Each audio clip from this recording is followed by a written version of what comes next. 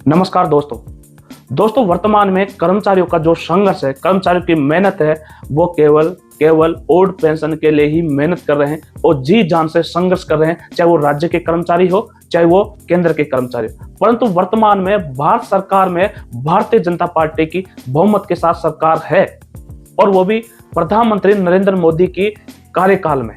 तो क्या प्रधानमंत्री नरेंद्र मोदी कर्मचारियों के संघर्ष को एक चुनौती स्वीकार करेंगे कि ओल्ड पेंशन चालू करनी चाहिए या नहीं करना चाहिए?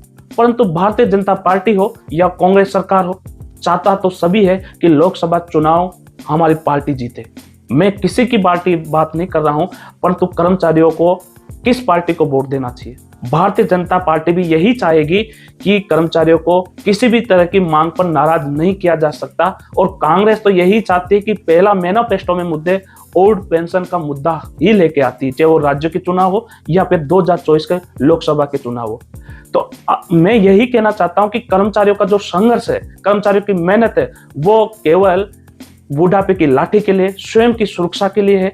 जब 22 साल या 20 साल या 30 साल सर्विस के बाद में कर्मचारी बूढ़ा होकर रिटायर होता है, तो कर्मचारी का भी एक सपना होता है और उस सपने को ओल्ड पेंशन के बदौलत जीना चाहता है। अपना पोता या पोती के साथ वो अच्छी खुशी के साथ वो जीना चाहता है। परंतु एनपीएस के रूप में अगर कर्मचारी रिटायर होता है तो क्या वो 4-5 हजार रुपए में स्वयं का खर्च चला पाएगा उस जमाने की महंगाई में? आप ही बताइए। तो कर्मचारियों के पास ये जो महत्वपूर्ण समय है, ये 2024 का समय है, इसको अगर कर्मचारियों ने अपने संघर्ष में नहीं किया या फिर कर्मचारियों ने 2024 खो दिया, तो कभी भी कर्मचारियों को जो सपना देख रहे हैं ओल्ड पेंशन का, वो कभी भी पूरा नहीं होने वाला। इसलिए ये मैं कहना चाहता हूं कि जितना भी आप मेहनत कर सको, मेहनत कर लीजिए और लोकसभा चुनाव में ये बता दीजिए कि हम कर्मचारी हमारा हक मांग रहे हैं, ना किसी से भीख मांग रहे हैं। हमारी बुढ़ापे की लाठी, बुढ़ापे की सुरक्षा हम चाहते हैं कि हमको पूर्ण ओल्ड पेंशन लागू किया जाए। और ओल्ड पेंशन लागू करना कोई गलत बात नहीं है। भारत देश में संविधान है तो दो अलग अलग संविधान नहीं हो सकते। कर्मचारियों को एनपीएस के रूप में पेंशन दी जा रही है तो नेतागणों को ओल्ड पेंशन के रूप में दी जा रही है। ऐसा क्यों? अगर भारत की अर्थव्यवस्था को मजबूत करना है तो ओल्ड पेंशन कर्मचारियों की बंद करने से ही नहीं हो सकती। नेताओं की भी ओल्ड पेंशन बंद कर दीजिए। तो ओल्ड पेंशन तो सभी की बंद होना चाहिए या फिर ओल्ड पेंशन कर्मचारियों की या नेताओं की सभी की चालू होना चाहिए। अरे अभी तो भारत सरकार में या अलग अलग राज्यों में चुनाव होते हैं तो वृद्ध अवस्था, चाहे महिला हो चाहे या बुढ़ा व्यक्ति हो, सभी को 1000 रुपए या 1500 रुपए में भी पेंशन दी जा रही। तो कर्मचारी ने तो पूरा जवानी, पूरी जिंदगी अपने देश की प्रगति और देश के विकास में लगा दी, तो क्या कर्मचारी को ओल्ड पेंशन नहीं दी जा सकती?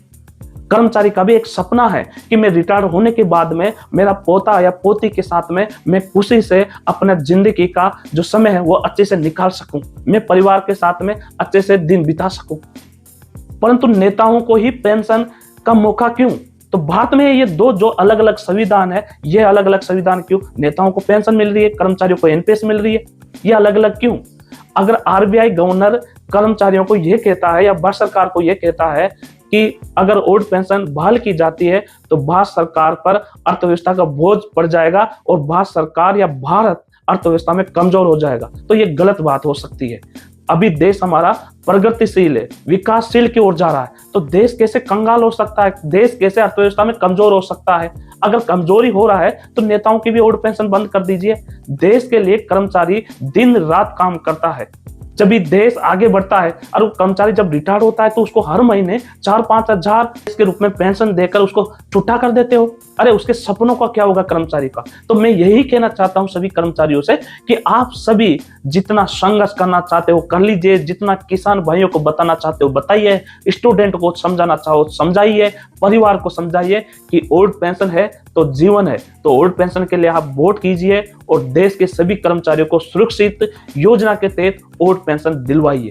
चाहे सरकार किसी की बनो, कर्मचारी चाहता है बुढ़ापे की लाठी मिले, बुढ़ापे की सुरक्षा, ओल्ड पेंशन मिले।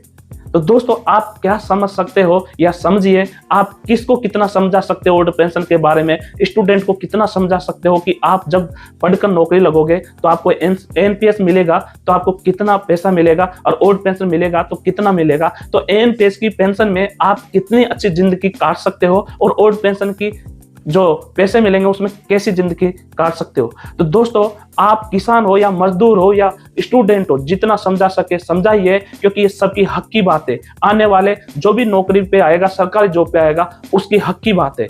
अभी वर्तमान में कार्यरत एनपीएस कर्मचारी है, वो समझिए, जाति और क्षेत्रवाद पर वोट मत डालिए, एजुकेशन पे वोट डालिए, देश की प्रगति पर वोट डालिए, कर्मचारियों की ओल्ड पेंशन पर वोट डालिए। इसलिए मैं ये कह रहा हूं कि अगर ओल्ड पेंशन से भारत की अर्थव्यवस्था कमजोर होती है तो नेताओं की भी ओल्ड पेंशन बंद कर दीजिए। अगर भारत अच्छी स्थिति है तो कर्मचारियों की भी ओल्ड पेंशन चालू कर दीजिए। दोस्तों, फिर मिलेंगे अगले वीडियो में। जब तक जय हिंद, जय भारत।